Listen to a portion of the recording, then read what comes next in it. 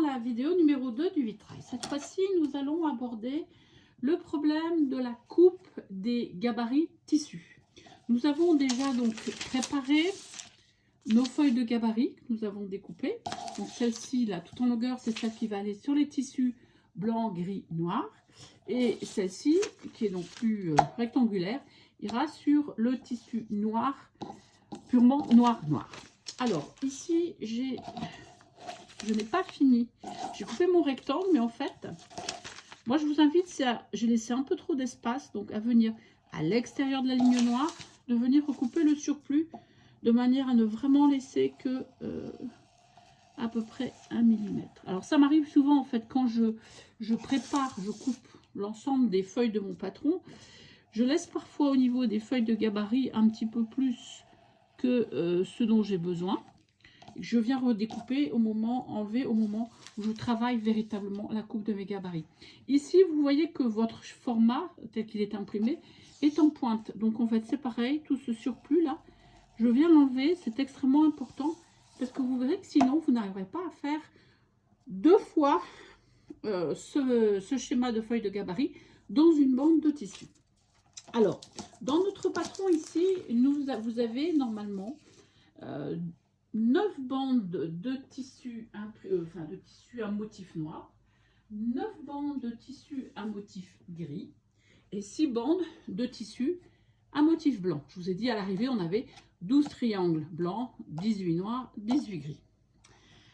Ces 9 bandes, en fait, comme on a 4 gabarits, ces 9 bandes, toutes ces bandes plutôt, on va les regrouper par 6. C'est-à-dire que on va une fois superposer 6 bandes blanches, une fois utiliser 6 bandes grises, une fois utiliser 6 bandes noires, avec chacune donc des feuilles de gabarit, et puis pour finir, il nous restera 3 bandes grises, 3 bandes noires. Et c'est le cas ici, puisqu'en fait les autres bandes, je les ai coupées avant, pour réaliser mes triangles que je vous ai montrés tout à l'heure. Surtout, extrêmement important, on n'est pas avec du batik ici, donc on va ouvrir nos bandes, voilà. On va véritablement les ouvrir totalement, bien les mettre à plat, les superposer en veillant à ce que, notamment les côtés où vous savez la marque qui apparaît, on les met bien l'une au-dessus de l'autre pour pouvoir faire disparaître. Donc, pouvoir couper ce morceau blanc. Parce que si vous n'ouvrez pas quand vous êtes avec un tissu imprimé, eh bien, à la différence du batik, ce que vous allez vous retrouver avec des gabarits en miroir. Donc, la moitié ne sera pas bonne. Donc là, je mets mes bons. Alors, vous allez me dire, ah, mais elle n'a pas mis 3 bandes noires. Et oui, parce que il faut avouer que je suis probablement l'une des plus grandes têtes en l'air qu'il soit possible de rencontrer.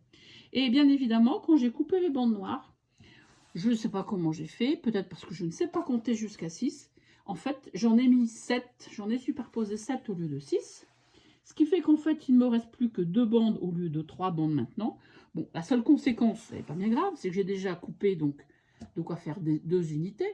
Mais c'est qu'à l'époque, vous verrez, j'ai dû couper en fait de quoi faire 14 triangles, alors que ça m'a compliqué le travail au niveau de la réalisation de ma coupe. Donc je viens enlever mon liseré blanc d'un côté, que j'ai ici.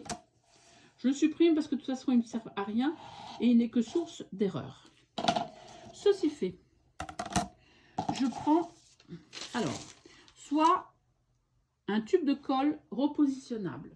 On en retrouve, il y a eu une pénurie sur cette colle qu'on trouve beaucoup, par exemple, chez Cultura et tous ces magasins de loisirs créatifs. Donc, voilà, la colle repositionnable. Vous allez me dire, ah, mais j'en trouve à mon supermarché. Au supermarché, en principe, il n'est pas marqué la mention colle repositionnable. C'est la colle scotch verte, tout à fait traditionnelle, qu'utilisent les enfants à l'école maternelle. Celle-ci, sa particularité, c'est qu'elle a une texture spéciale qui fait qu'elle ne s'imprègne pas dans le tissu. Elle reste uniquement sur la partie papier, à la différence des autres colles. Et en séchant, elle ne fait pas adhérer en fait le papier au tissu. Donc, si vous avez de la colle repositionnable, vous allez venir encoller l'arrière de votre feuille de gabarit. Vous l'encollez bien, hein, bon, pas non plus la peine d'en faire une tartine, mais et vous la laissez sécher à peu près 1 minute. Si vous n'avez pas de colle repositionnable, moi je vous déconseille d'utiliser la colle classique, parce que la colle verte ou la colle jaune UU, parce qu'en fait ce sont des colles, donc, comme je vous disais, qui vont sécher. Et à partir de là, faire adhérer le papier au tissu. Alors, c'est pas dramatique non plus, dans la mesure où ces colles qu'on utilise pour les enfants à l'école, ces colles, en fait, elles s'en vont à l'eau. Donc, il vous suffira, si vous avez un peu de papier de coller sur le tissu, de prendre, moi je prends souvent un gant de toilette qui est légèrement humide, et je le passe sur mon tissu, le papier s'en va, la colle disparaît, le problème est réglé. Mais c'est pas très pratique, pas très joli. L'autre solution, c'est d'utiliser en fait des trombones. Voilà, alors je vous en sors un certain nombre. 1, 2, 3, 4. Donc là, je sais qu'ici, j'ai 4 pièces. Voilà. Donc, j'ai sorti des trombones. Ce sont des trombones qui sont plus grands que les trombones ordinaires qu'on trouve dans le commerce, pour attacher par exemple du courrier. Ce sont en règle générale des trombones dits de 45 mm. Pourquoi? Parce que quand on en arrive à... Là, on va avoir en fait 12 épaisseurs de tissu. Eh bien, les petits trombones ne sont pas assez costauds pour tenir les 12 épaisseurs. Donc, ça va bouger et ça va, je dirais, tronquer vos gabarits tissus. Donc, utilisez à ce moment-là des gabarits comme cela. Ma colle ici, voilà, ça a duré, ça fait à peu près 1 minute qu'elle sèche. Je la positionne sur mes 6 bandes. Je prends mon cutter rotatif. Voilà. Plusieurs. Alors, si vous n'avez pas de colle, vous allez venir positionner vos trombones comme ça pour tenir vos bandes au niveau de chaque gabarit. Donc, 1 gabarit, 2 gabarits, 3 gabarits, 4 gabarits. Vous voyez, d'ailleurs, c'est marqué section 7, section 5, section 1 et section 3. Et donc, vous vous en servez et vous mettez, voilà, à chaque endroit. Ça, c'était l'ancienne méthode. Depuis la colle repositionnable, c'est vrai que l'avantage de la colle repositionnable, c'est aussi, pour moi et surtout, ça m'évite de tuer mes lames de cutter. Parce qu'en fait, ces trombones étant plus longs que la normale, là, ça va, mais sauf ici, où la pièce est toute petite. Mais vous avez dans certains patrons des pièces qui sont vraiment petites. Et quand on ne fait pas attention, eh bien, on vient passer avec le cutter sur l'arrière en fait du trombone qui descend beaucoup plus bas que l'avant.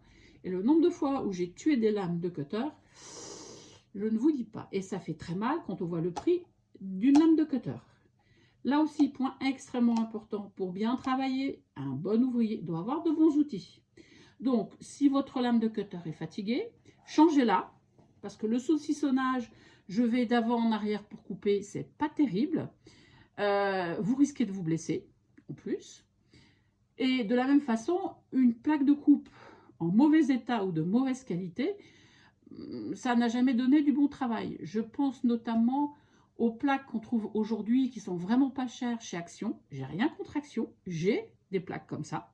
Elles me servent en dépannage si j'ai une élève qui a vraiment une plaque dans un très mauvais état, ou si je voyage en avion et que je sais que mes plaques elles vont un petit peu souffrir au milieu des bagages.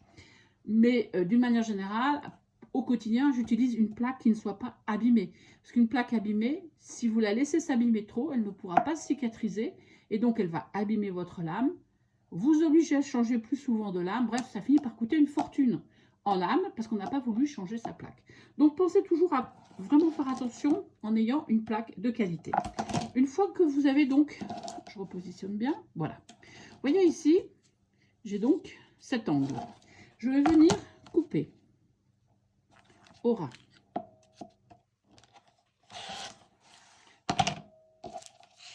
Je vais avancer le reste de mes 6 bandes. Bon, là, j'en ai 5, ok. Mais normalement, donc, il devrait y en avoir 6.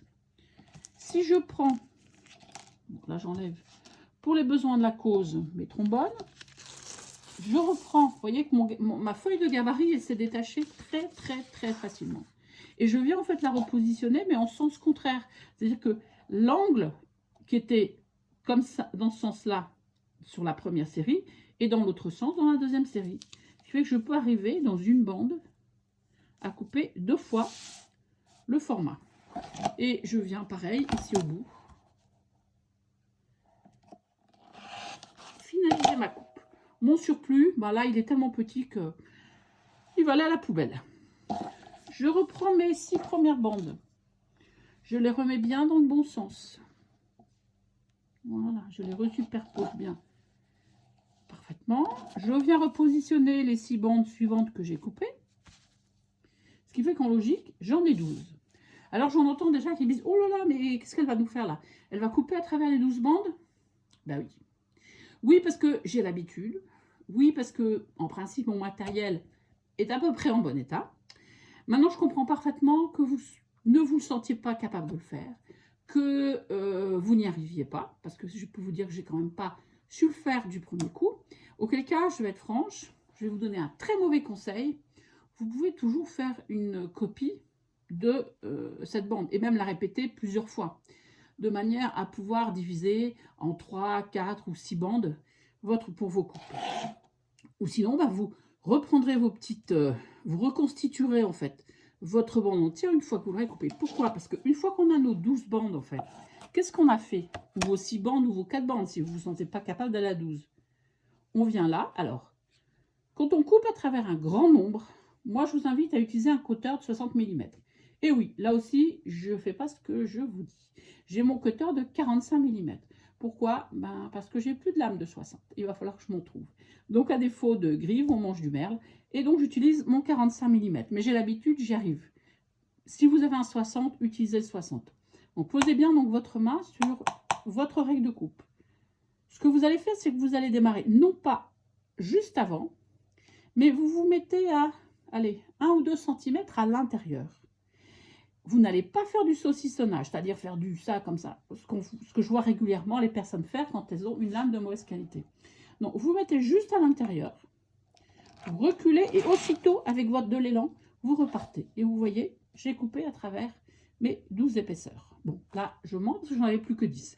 Enfin, je le fais à travers 12 ou 14, voire jusqu'à 16. Voilà. Là, j'ai coupé, en fait, concrètement, 12 fois le même gabarit de tissu. Donc, vous voyez un petit peu la rapidité. Hein. On ne passe pas des heures et des heures à couper ces tissus. Je vais maintenant couper les gabarits suivants. Quand vous regardez, là, il était marqué, en fait, ligne 1. Ici, il est marqué ligne 2 et là, ligne 3. Donc, bien évidemment, après la 1, eh bien, comme on coupe toujours dans l'ordre numérique, on va couper la ligne numéro 2. Parce que si vous coupez dans l'autre sens, il va vous manquer le petit bout qui est là. Donc, ma ligne est là. Comme toujours, je repars de l'intérieur, je recule et je re-rentre. Voilà. Et enfin, je finis avec ma ligne 3.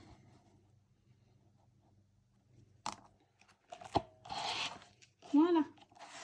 Et maintenant, je vais, là par contre, j'utilise mes trombones et je viens positionner mes trombones du côté où il est marqué sur le papier sew side, c'est-à-dire côté couture. Et par sécurité, je le mets toujours côté sew side. On en parlera tout à l'heure dans une autre leçon et je vous expliquerai pourquoi. Donc voilà, concrètement, en fait, j'ai coupé mes 4 pièces composées pour mes 12 unités, vous voyez, en un temps qui est record. C'est l'un des aspects magiques, en fait, de la technique Judy Meyer. Maintenant, je vais faire pareil avec mon tissu noir. Mes bandes noires de tissu qui me servent à venir donc entre mes bandes de contraste qui sont donc avec un motif. Là, alors de souvenir, je dois avoir 3 bandes, 1, 2, 3, voilà. Là, vous, pour les bandes noires, il y en a en tout 12 dans votre kit. On va travailler avec 3 bandes à la fois. Pourquoi? Parce que dans une seule bande, on coupera de quoi faire 4 unités. Donc 3 x 4, 12, on aura assez. Donc, on va travailler de la même façon, selon le même principe. C'est-à-dire que je vais ouvrir mes bandes noires, endroit vers moi. Bon, si vos bandes sont vraiment chiffonnées, n'hésitez pas à donner un petit coup de fer. Hein. Donc, je vais ouvrir mes 3 bandes.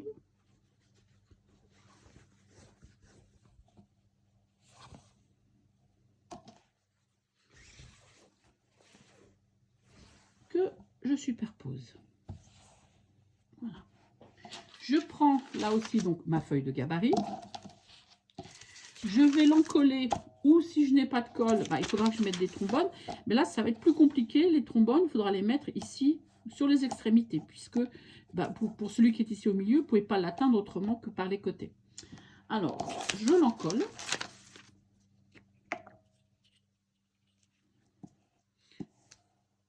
Alors, un tube de colle repositionnable, moi, je vous invite à toujours, comme toute colle, mais vraiment à bien le refermer. Parce que, en fait, et surtout si on est en période estivale ou dans une atmosphère sèche et chaude, la colle aura tendance à sécher assez rapidement et à devenir granuleuse. Quand la colle est un petit peu sèche, vous pouvez toujours remettre de l'eau à l'intérieur du tube, en fait. Hein, parce que quand elle a séché, la colle s'est rétractée. Donc, vous mettez un peu d'eau, vous refermez le bouchon, vous secouez bien et vous laissez tranquille une nuit. Et en règle générale, le lendemain, votre colle, elle a repris toute sa forme originelle et donc vous pouvez la réutiliser sans souci. Alors, voilà. Ah oui, j'ai pas coupé le bout. Ce que je vais faire, erreur. Vous voyez, quand on a l'habitude, bah, on ne fait pas toujours les bons gestes. Donc, je viens couper les extrémités de mes lisières. Bon, là, ça ne se voit pas parce que c'est normal, il y a quand même les petits trous. Donc, j'ai mes 3 bandes, je coupe une première fois. Alors, soit je détache ma bande de mes tissus, soit je vais tranche par paresse, en général, j'avance mes tissus et je repositionne mon papier avec les 3 premières bandes de tissu dessus. Je recoupe, ça va faire 2 fois. Je le refais une 3e fois. Alors, comme en fait ici, vous voyez que comme je n'ai pas eu le courage non plus de repasser, j'ai ma pliure de tissu, donc je le retourne. Comme ça n'a pas d'incidence, que bon, c'est vraiment un rectangle et s'il n'y a pas une forme particulière, je retourne, je recoupe mes lisières et je reprends là mes 6 bandes. Je veille à ce que tout soit bien superposé. Je recoupe à nouveau. Voilà. Et je vais le faire une dernière fois. Voilà.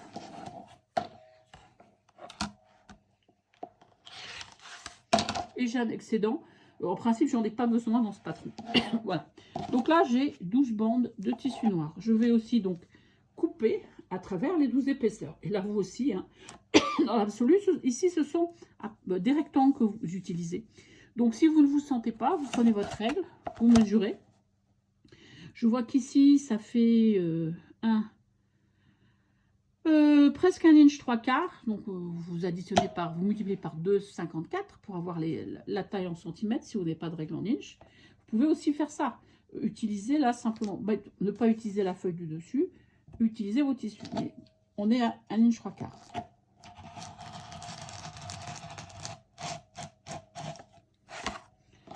Voilà. Voilà une. Alors, je repositionne bien tous mes tissus l'un au-dessus de l'autre. Parce que ces gabarits noirs-là sont pas spécialement... Enfin, ils sont bien assez grands, mais ils ne sont pas spécialement trop grands d'une manière générale. Donc, bien...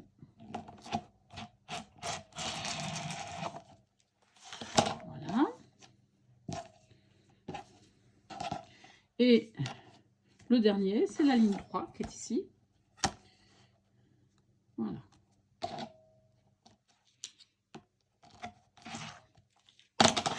Et là aussi, je vais mettre des, des trombones pour tenir le tout en veillant à me mettre côté sew side, donc côté couture.